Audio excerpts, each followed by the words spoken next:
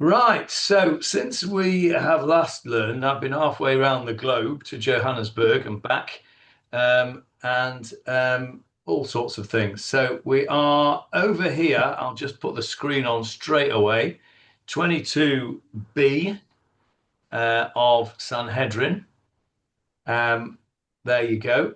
We are talking about haircuts. We ended the last session with this statement of the Mishnah. We said, Ein roinoto, and that's quoting the Mishnah. And the Mishnah said, you don't watch a king when he's having his haircut. It's not covered. It's not the kind of thing you do. You don't look at a king when he's having his haircut. And then the Brisa said as follows, Tanu Rabbanan, Melech mistaper b'chol yom, a king has his haircut every day. Kohen Gadol me'erev Shabbat le'erev Shabbat. The Kohen Gadol has his haircut every Friday. Kohen Hediot, an ordinary Kohen, echad l'shloshim yom. He has his haircut once every 30 days. Okay, that's what the Brisa said, and that's where we left off last week. No, not last week, last time, 2 weeks ago. Okay, so having said that a king has his hair cut every day, a Kohen Gadol once a week, and an ordinary Kohen once a month, the obvious question is, how do you know?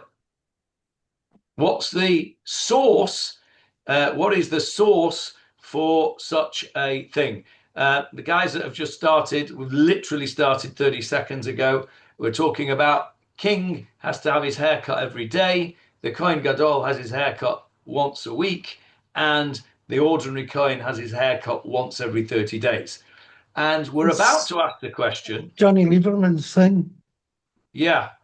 Did somebody's there wants to ask a question? No. Okay.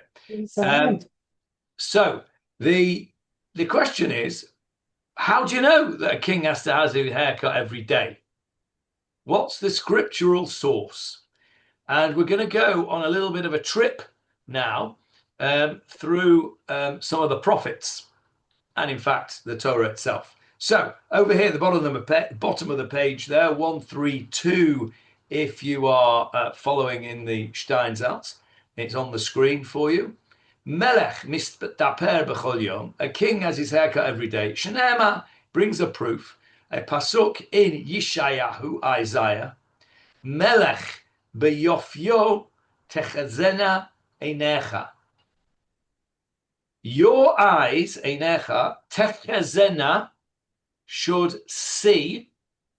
Where do you have that word?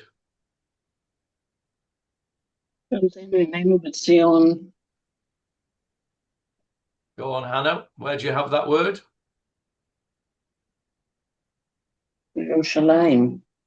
I don't know where. I can't think of where it's from. Okay. We've said it this morning already. V'techazena einenu b'shuvacha leTzion barachamim. And your eyes shall see when we return to Jerusalem. Baruch atah Hashem hamachazeh shechinato leTzion. Modim anachnu lach.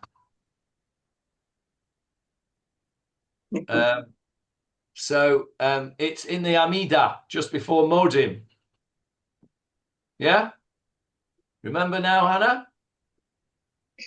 Okay. Yeah. So this is not from there. This is the same word, v'techazena einenu. That's our eyes.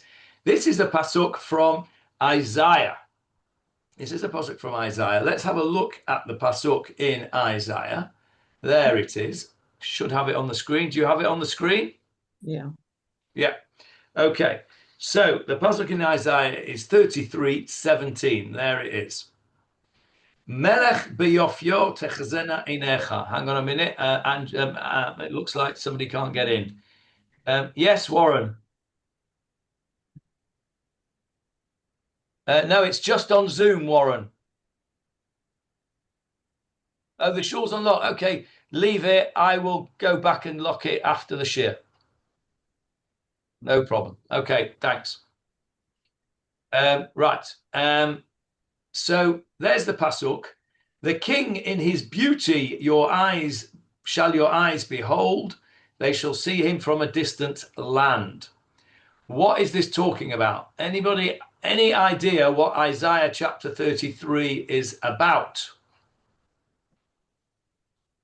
Okay, so this is one of the chapters of Isaiah of hope and prediction for our return to Jerusalem. If you look at the beginning of the chapter is telling us these are our enemies. Woe to you who spoil, and you are not spoiled, and who deal treacherously. Right? This is telling our enemies that eventually they will get their just deserts, and the land has become desolate. There's in verse 8, highways have become desolate. The wayfarers stopped. There's no people coming to the land.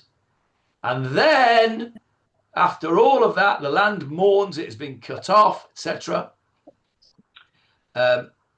Then, verse 10, now says Hashem, I will rise, I will be raised, I will be exalted, and the whole thing will change. We will come back to Zion, to Zion, and everything will be wonderful in the garden again. And so this is what we're describing here. By the time the verse 17 comes along, the return to Zion has happened. The king, now it's very interesting here because there's a capital K on my translation. Can you see that on the screen? Now, when it's capital K, that usually refers to the Almighty. To the Almighty. But actually, I don't think that this pasuk necessarily, at least on its simple level, is referring to the Almighty. I think it's referring to the King of Israel. I think this is the king. It's talking about the King of Israel because it's talking about what it will be like when the Jews are returned and restored to their land. Okay, look at verse 19. A people of a strange tongue you shall not see. A people of speech too obscure to comprehend, of stammering tongue without meaning. So that means we won't hear English and Russian and French. We'll only hear Hebrew, right? So this is a time when of the Messiah. See Zion, the city of our gathering. Your eyes shall see Jerusalem, a tranquil dwelling, please God, a tent that shall not fall. So it's talking about a time when Jerusalem will be restored to the capital of a sovereign Israel, to which we are well on the way, and we must not forget that. But I think this verse, our verse here, the king in his beauty shall your eyes behold, is not referring to God. And I think it's not referring to God for the reason that I've said, and also because of our Gemarah. Because our Gemarah is using this pasuk to show that you have to see a king in his beauty. Now, we're talking about a king of flesh and blood in our Gemarah who's having his hair cut every day. That's what this pasuk is talking about. So clearly the Gemarah thinks it is, at least on a simple level, talking about a mortal king. Now, just as a matter of interest for you, I have the Art Scroll version. Let's go back to our Gemarah, by the way. Where is it? Where's the Gemarah? There it is. Right. What does the Gemarah say? Well, how does this how does he show here? There you go. Look, Steinsaltz has a small k. So Steinsaltz agrees with me. So does Art Scroll, also has a small k. So I think. Can I make a comment? Yeah, one sec. Let me just finish this thought. So I think that the Chabad translation into a capital K is either using the capital K incorrectly, or is looking at it on a deeper level than the simple pshat of the Gemarah that is looking at. Yes, Hannah. I'll just defend the big K for a minute and say that when the Am Israel wanted a king, and God said to Shmuel, "Okay, if they really want one, give it to them." The commentaries say that God was upset because he was supposed to be our king and not a king of flesh and blood. And we were supposed to recognize that. And even if it's talking of the end of days, then possibly the Chabad version is referring to, we will see the king in all his glory, and we will see that God is our king and not a king of flesh and blood. Yeah, and no, I get that. The other comment attached to that was that the Chazal, the teachers hold, or the Torah holds physical beauty or physical wholeness high in esteem, because a Kohen who is deformed in any way can't get up and bless the congregation.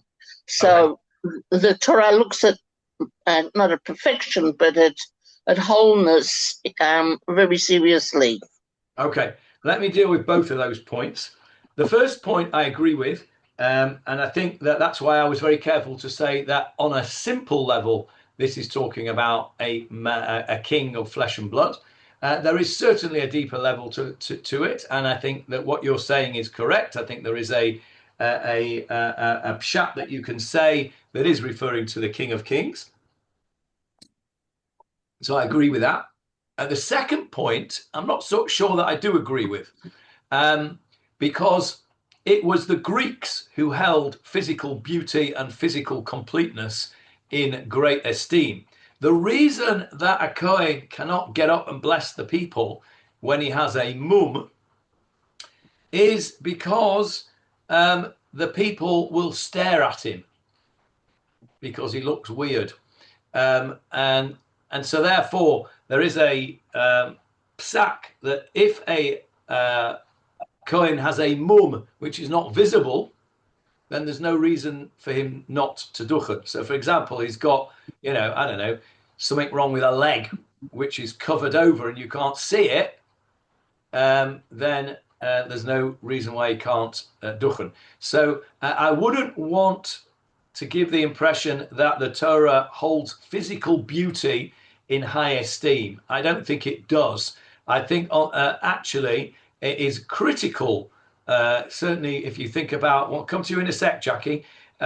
If you think about the famous Rashi with Yosef, when Yosef is criticized by the Medrash, quoted by Rashi, because he had fancy curls and he kept looking in the mirror, and he was, preening himself, and he's criticized for that. I'm not saying that, the Torah puts ugliness on a pedestal, but I think it is. It would not be entirely correct to say that the Torah holds physical beauty in a high esteem. I'm not sure that that's what you meant, but I just wanted to clarify that. I agree with what you're saying. My terminology wasn't exactly spot on.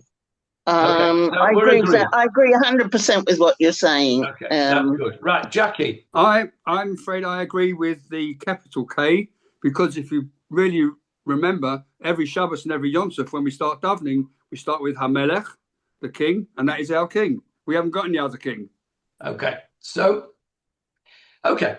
Can I just say something, Johnny? I thought because it was in the Lubavitch one, I thought it was Melech HaMashiach. That's why it was a capital K. Sorry to bring that in. Okay. I mean, there's another angle to it. Very good, Avril. Yes, maybe. Let's have a look at our Gemarah, though, because our Gemarah is talking about an everyday king and not the King of Kings. The King of Kings does not have his hair cut every day. I don't suppose he doesn't have any hair to cut, does he? Ein lo guf, ve'ein lo demuta guf. He doesn't have anybody. So we're talking about a regular king here. And he quotes this pasuk to say that your eyes should see the king in his beauty. Now, it doesn't say this here in the commentary of the Gemarah, but I would like to suggest to you that this pasuk is a fabulous pasuk to quote for what we are saying. We are saying that the king has to have his haircut every day, and we're saying that because he has to look smart. And we got onto this because we quoted the Mishnah. Remember, we quoted the Mishnah, Ein roinoto. You don't look at him while he's having his haircut, because whilst he's having his haircut, he's not in his most beautiful state.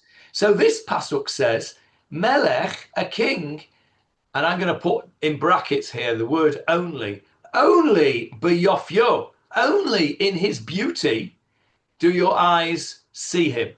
In other words, if you were going to see a kala before her wedding, right? You wouldn't barge in while she's having her hair done, because she wouldn't look at her best. She's in the middle of having her hair done. What you want to do is the kala wants to come out when she's in her splendor, her hair is done beautifully, etc.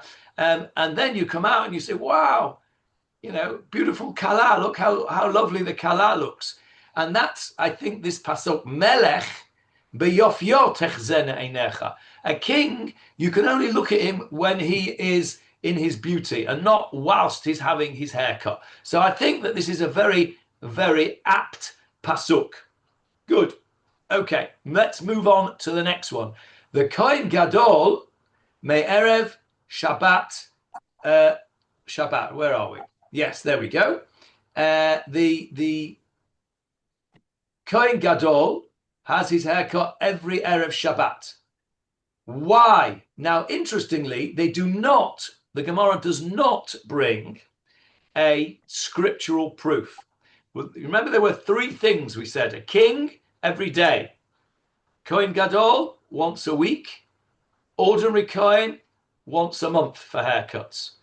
It brings a scriptural proof for the first one, for the Kohen Gadol, we've just seen that. And it brings a scriptural proof for the third one, for the ordinary Kohen. But it does not bring a scriptural proof for the Kohen Gadol. Now, I don't know why that is, but it struck me as being relevant. They give a reason. Rav Shmuel bar Nachman Amar Rabbi Yochanan gives a reason. However, there's no scriptural proof, so it means it's a little bit weaker. So the reason that it gives is this: Hoil u mishmarot mitchad shot. Since the mishmarot, the groups of Kohanim, mitchad shot, they renew. Now, what's that talking about? At the time when there was a Bet Mikdash standing and there was avodah, there was a service going on in the Bet Mikdash. How do you know? How did you know which Kohanim were doing the service? Miluim. Yeah, there was a rota. There was a rota.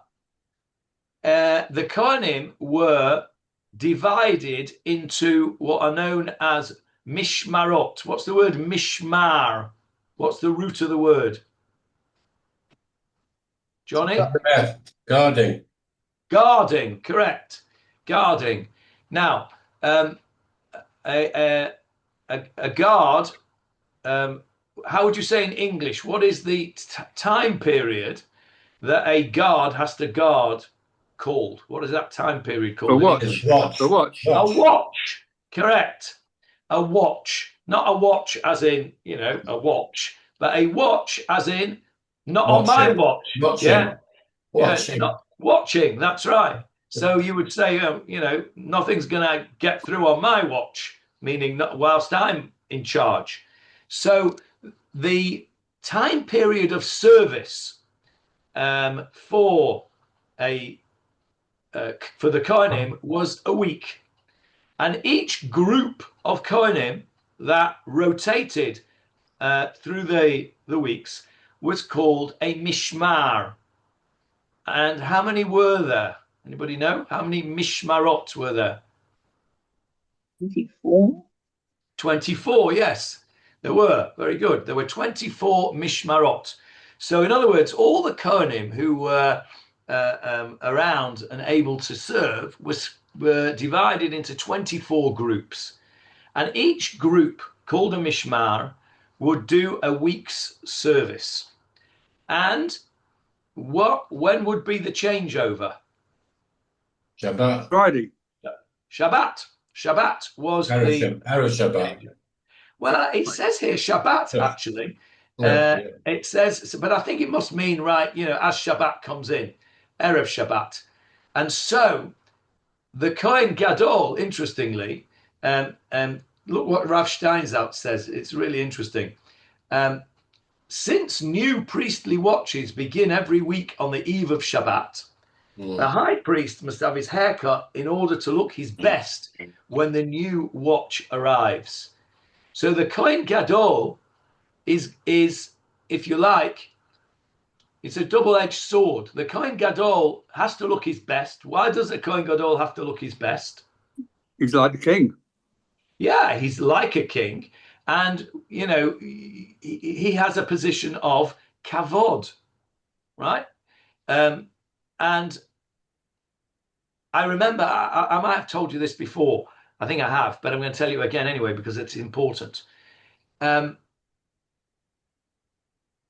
Most of you are old enough to remember when the rabbis or the ministers of the shuls wore canonicals. Yeah, Johnny, you remember that? Yeah. Long black gown with a little white frilly business over here. And dog collars. Sometimes I don't remember dog collars, but Okay. I know that they did wear dog collars. Dog collars had gone by the time I remember. I think dog collars probably went out in the 50s. But you're absolutely right. Yeah. My day, they had a long black robe, little white thingy-majig, a rabbinical hat, and the chazan had a pom-pom hat on the top. Remember that? Yeah. Right? And the president wore a top hat, black jacket, striped trousers, right? This was something for which, well, you looked the part. High church. High church, David, indeed. Now, and in fact, David's comment that is high church is exactly why it went out of fashion. Yeah. Because the rabbis in the, I guess probably by the 70s, it was already started to go. Informality had come in, and certainly in England, by the 70s, you had and 80s anyway. So by the 80s, you had started to get, how can I put this, a frummer type of rabbi, if you know what I mean, in the United Synagogue style of shul. You'd moved away from the reverends, and they were starting to get more educated rabbis who realized that this was a copying of the Goyim, or aping the Goyim, as our Rebbe would have said, Johnny. Yeah. Right? This was aping the Goyim, and they dafka moved away from these things. So David's comments that it was high church is absolutely right, and that's where it came from. But that isn't the point that I wanted to make. The point that I wanted to make is that there was some point to this idea. And this is the bit that I think I've told you before. In the early 80s, when Seed first started, I used to learn with a chap called Rabbi Philip Lefkowitz, who for a short period of time lived in Manchester. You remember him, Avril? Yes. He was a rabbi in Whitefield. Yes, I was there. My late husband was on the executive. So you'll remember him. He was an enormous man. Yeah. He was about 6'6" tall and about 6'6" wide. He was huge. His wife was even huger, and they were a very imposing couple. I was very close to him. I loved him very much. He was a great, great guy. I learned lots from him, and I learned with him. It was wonderful. I had a wonderful chavrusa with him.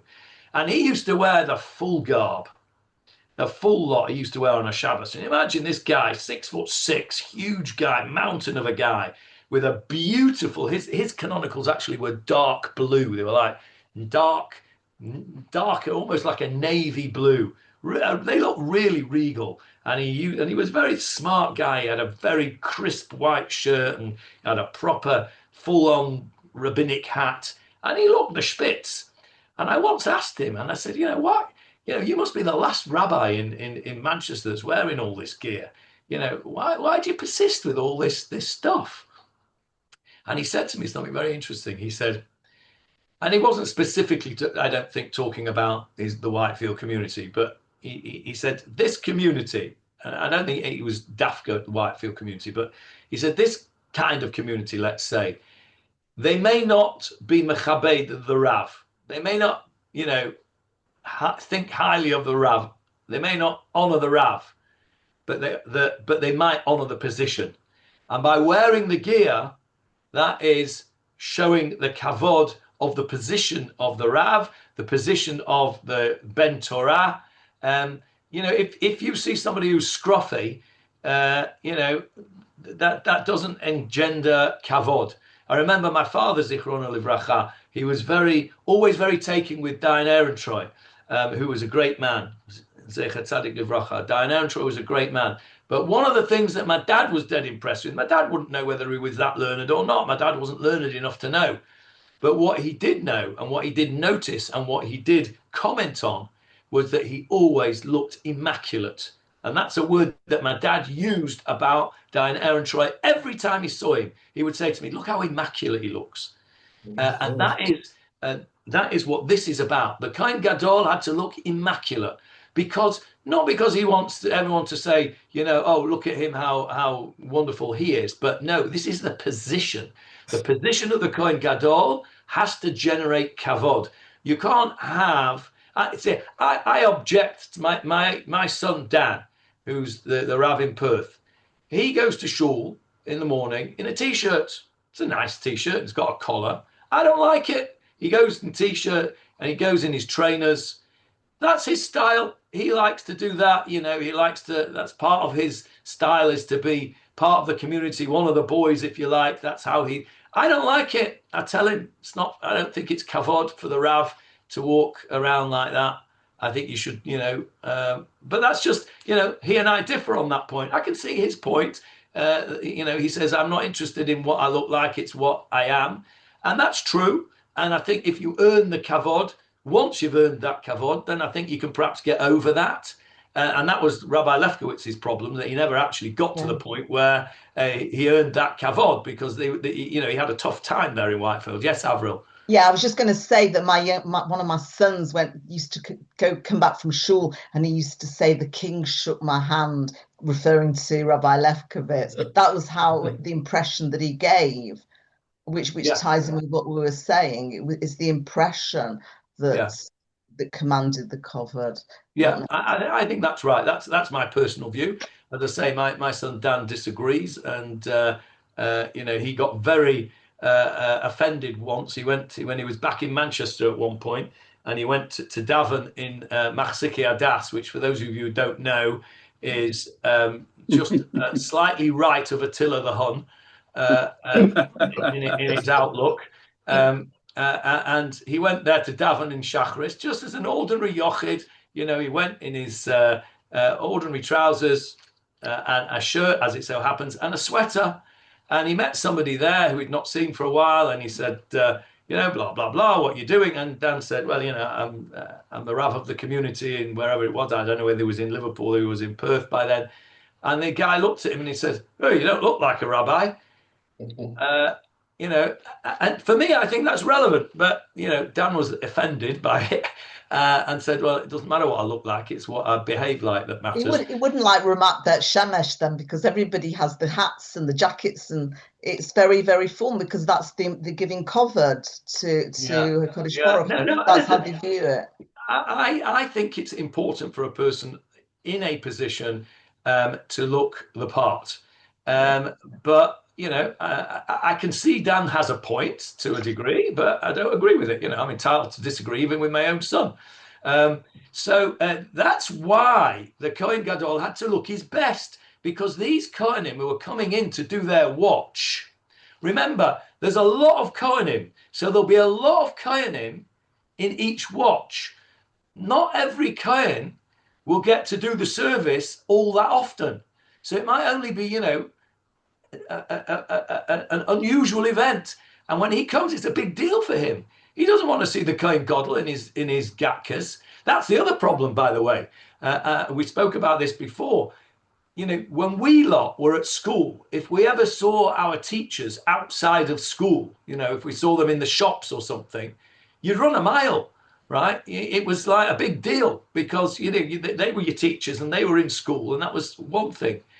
My kids saw the teachers in the mikveh, right? So, because all part of one community and everybody's all there together, how can you have covered for somebody that you've seen, you know, in the mikveh?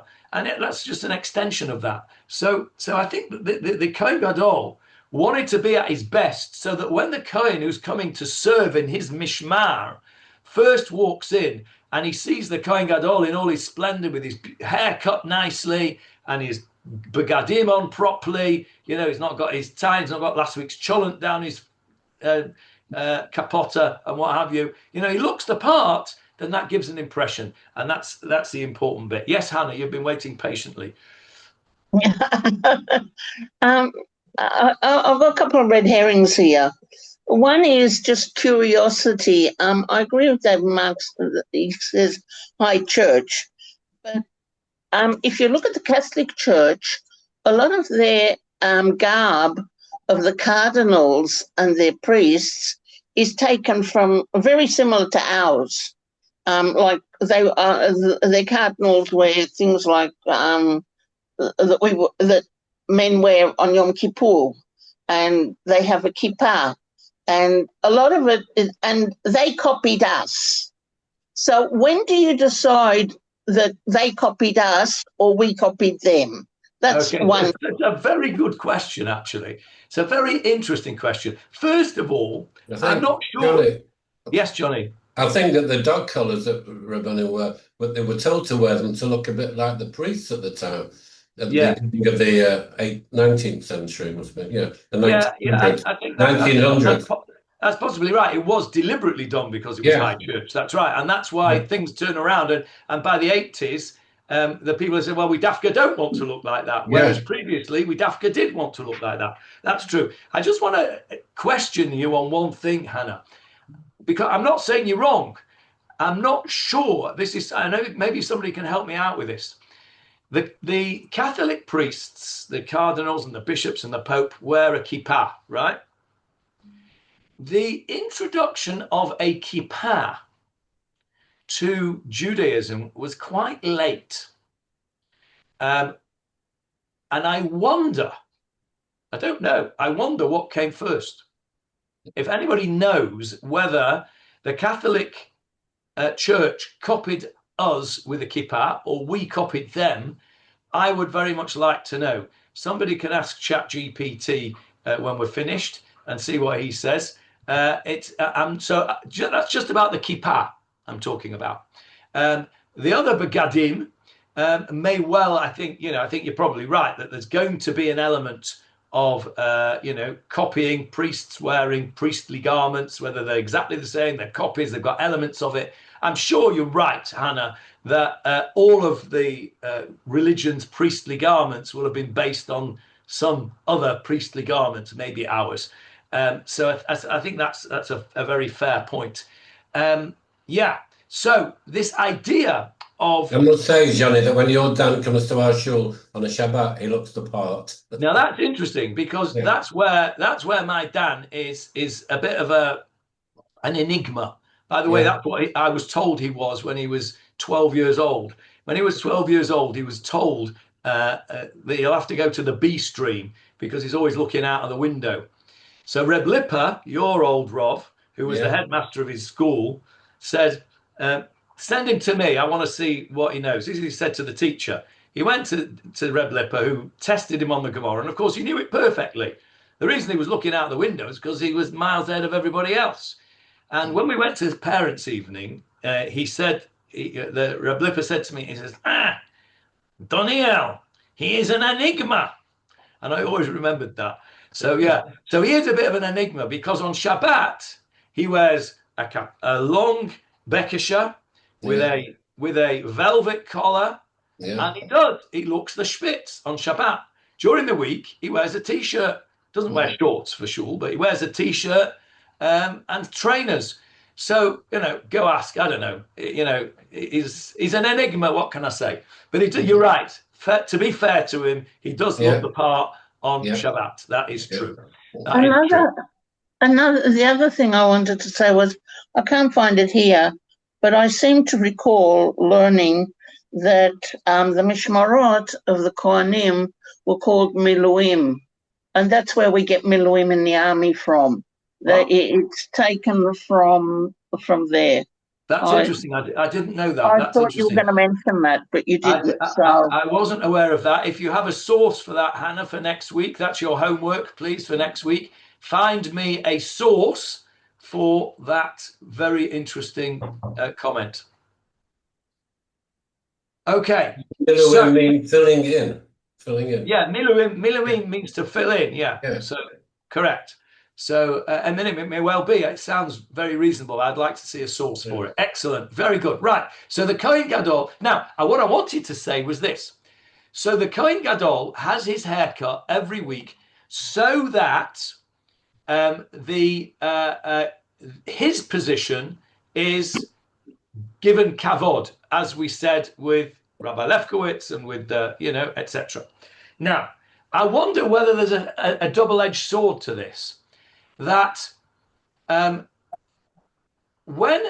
Lahavdil, the queen or the king, greets people when they go to the garden party at Buckingham Palace. Anybody been to the garden party at Buckingham Palace? No? My daughter, but not me. Your daughter's been. I've never been. My wife has been to Buckingham Palace when her father got the MBE. She went with. But lots of people go for whatever reasons when they're honoured. The Queen or the King does not come out in their pajamas or their jogging pants. They come out in their, smart. Why? Because as well as their position having kavod, that is giving kavod to the person who is coming to visit them, right? Right. If you come and visit me, I don't want you to, I want to give you the kavod of me being smart. If I'm not machshiv you, if I don't care about you, if I don't hold you in high esteem, it doesn't matter if I'm in my shlochi clothes. But if I hold you in high esteem and you're coming to visit me, I'll make sure I'm dressed nicely. I'll make sure that the house is tidy, etc. Right? So the Kohen Gadol having his haircut is a double-edged sword. It's so that the position of Kohen Gadol is given kavod by the Kohanim, and it's also the Kohen Gadol himself giving kavod to the Kohanim who are coming to work in the Bet Mikdash. It's a big deal for them to come to work in the Bet Mikdash. So the Kohen Gadol gets himself smartened up. Yes, Avril. Why does that not apply to the ordinary Kohanim? Because if you go to the garden party at Buckingham Palace, you look smart as well. Given that the criterion for judging smartness is having very, very short hair, why do the ordinary priests only have to have the haircut every month? Very good question. And in fact, the Gemarah sort of asks your question. So hang on in there and you will get an answer. Let's have a look at it now, in fact. Kohen Hedyot, top of the next page on the screen. Kohen Hedyot echad l'shloshim yom. The Kohen Hedyot, the ordinary Kohen, has his haircut once every 30 days. And here it does give a scriptural proof, and he brings a pasuk from the prophet Yechezkel. Prophet Yechezkel, chapter 44. Let's have a look at it. There it is. Now, what is the chapter Yechezkel 44 talking about? What is Ezekiel, famous for?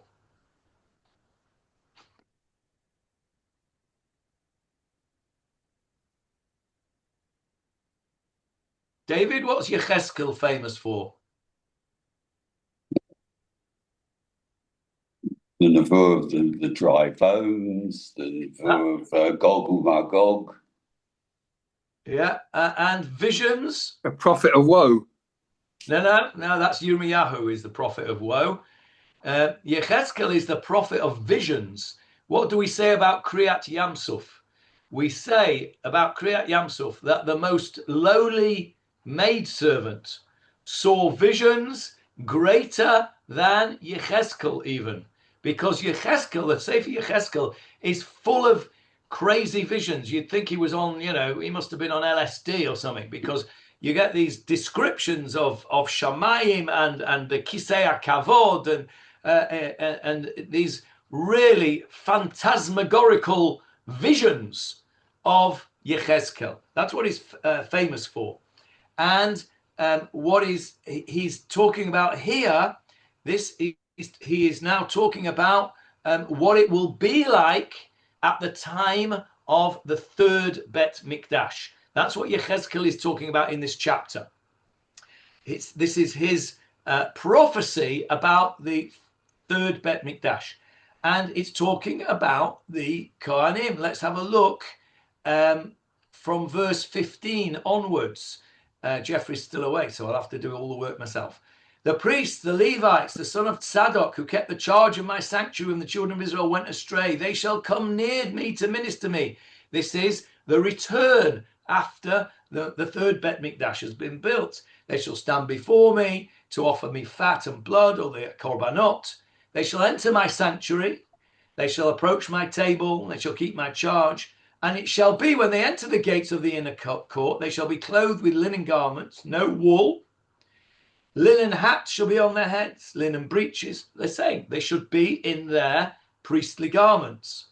Right. Now then, verse 20, and the hair of their heads they are not to shave, but also not to let it grow wild. They must be careful to trim the hair of their heads. Okay, now we need to look at the Hebrew, because we're going to see why that is a proof for 30 days. Okay, and it says in the Hebrew here, look on the right-hand side of the page, V'rosham, and their heads, lo yigalechu, they shall not shave, ufera, and how do you translate fera? Lo yishalechu, okay, lo yishalechu. Fera, I'm not going to translate that word just now, but whatever it means, lo yishalechu, they shall not send forth. Okay?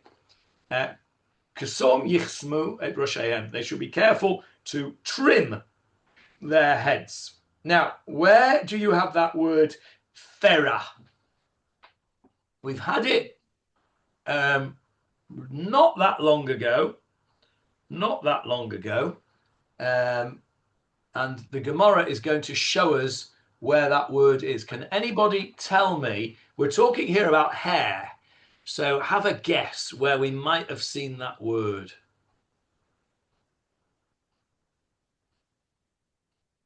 No, we said last week weaving, was it? No. Not weaving, no.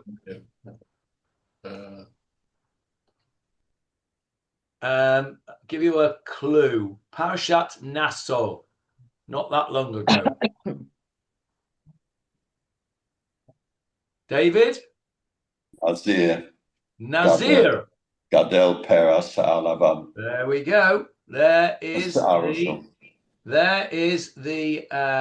pasuk in chapter 6 of Bamidbar, Parashat Naso, verse 5.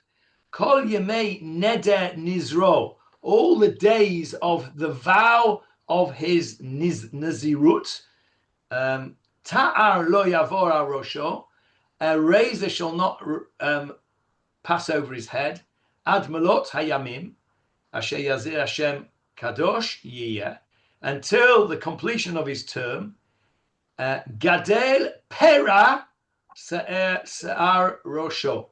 The growth of his hair shall be pera, wild. Okay? There's another place in the Torah where we talk about wild hair.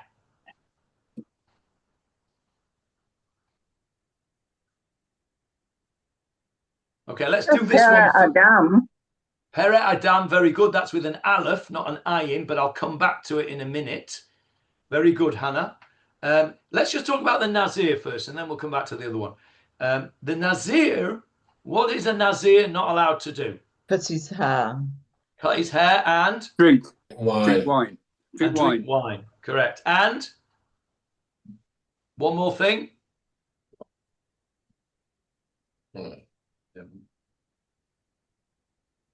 Have a look at the next. He can't contaminate himself. Yes, cannot get tamei mate, so he can't go to a funeral of the 7 close relatives like a Kohen Gadol. Mm-hmm. So that's what a Nazir is. So when we're talking about the hair of a Nazir, when it's not grown, you imagine if you're a Nazir for a long period of time, what will your hair look like? If you're lucky enough to have any hair, it will look wild, and that's what that word pera means. So let's just deal with Hannah's very good observation. Pere Adam, Hannah said. Hannah, don't answer this. Where is that Pere Adam? Where's that from? And who is described as Pere Adam? Is it Esau? No, but you're close.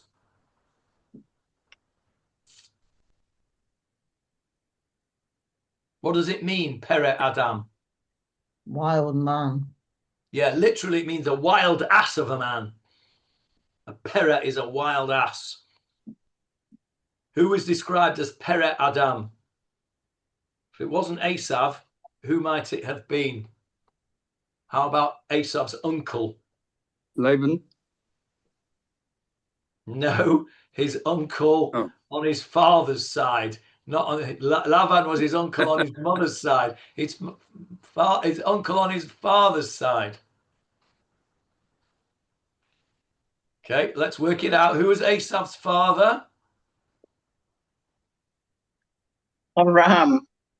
No. No, Yaakov. Yaakov. No. No, Yitzchak. Yitzchak was Esav's father. Who was Yitzchak's brother? Yishmael. Yishmael, correct. Yishmael is described as Pere Adam, wild ass of a man. And Pera there is with an aleph. But, Hannah, when I was learning this Gemarah, I also thought of Pere Adam. And I'm going to invoke the maybe a bit of a shtick, but I'm going to invoke the fact that an aleph and an ayin can be interchangeable. They are both geraniyot. They're both guttural letters. So maybe there's a connection there. So there's one other pera in the Torah when it is with an ayin, and it is talking about hair. Who else gets their hair let wild? Wasn't there someone got caught in a bush with his wild hair? Yes, that's true, but that's not what I'm talking about. Shimshon. Shimshon had hair, but that's not what I'm thinking about. Was it a leper?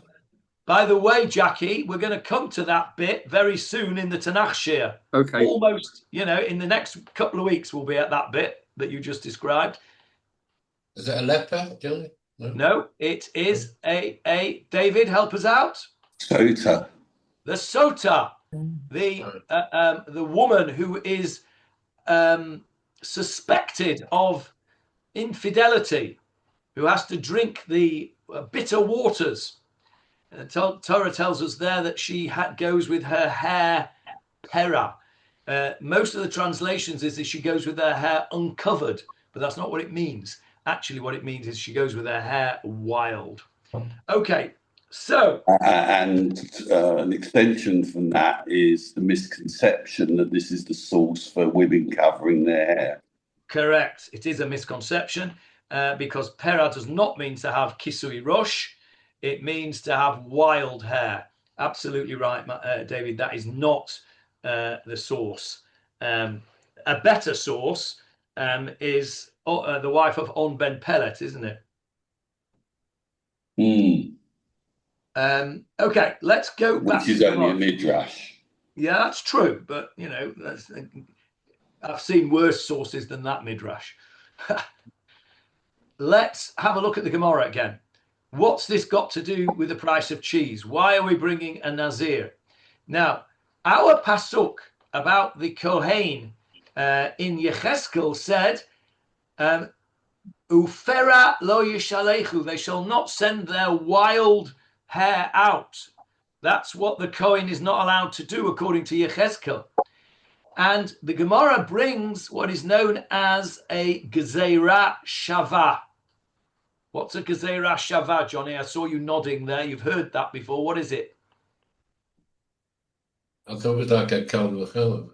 Yes, yeah. It is. It comes immediately after Kal V'chomer. Where have you said it this morning?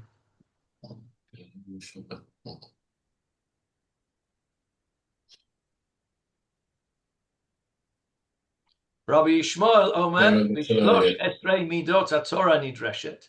Rabbi Yishmael says, and 13 exegetical principles. The first one is Kal V'chomer. Yeah. And the second one is Gezerah Shavah. Gezerah Shavah. Now, what does Shavah mean? What does Shaveh mean? Broken. Again? Is it not broken? No. No, that's Shavur with a bet and a resh. This is Shaveh with a shin, vav, hey. If I say Echad plus Echad Shaveh Shtayim. Equals. Equals. Yeah. Shaveh means equal. Okay, so Gzeirah Shavah. You can make a Gezerah. What is a Gezerah? Decree, is it? A decree. You can make a deduction from something that is equal. So in other words, if you have the same word in two different psukim, you can learn one thing from the other. Right? So here we have two psukim, both of which have the word pera in it. Can you see that? Our pasuk in Yecheskel has pera lo yishalechu, and the Nazir pasuk has pera se'er rosho, gadel pera se'er rosho, se'ar rosho. See that? Both psukim have got the word pe'er. So that means we can learn something from one pasuk to the other. Now, says the Gemarah, Vayalef, and we can deduce pera mi Nazir. We do a Gezerah Shaveh from Nazir. Ktiv hacha, it's written over there, pera lo yishalechu, meaning in Yecheskel, our pasuk about the Kohen Hedyot who should have his hair cut, it says the word pera. Ktiv hatam, it says there, gadel pera se'er rosho. With the Nazir, it uses the same word. Mala halan shloshim. How long is a standard Nazir for? A month. 30 days.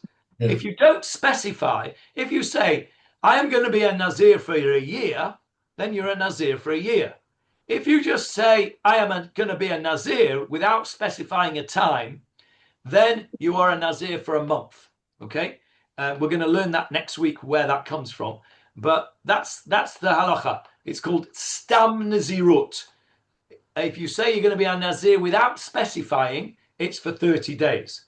So, Mala Halan Shloshim, just as a Nazir is 30 days, Afkan here with our Kohanim Shloshim. When we use that Gezerah Shavah, if you got it, that were two words. So we learn one thing from another. That was a 30-day period where you don't have your hair cut.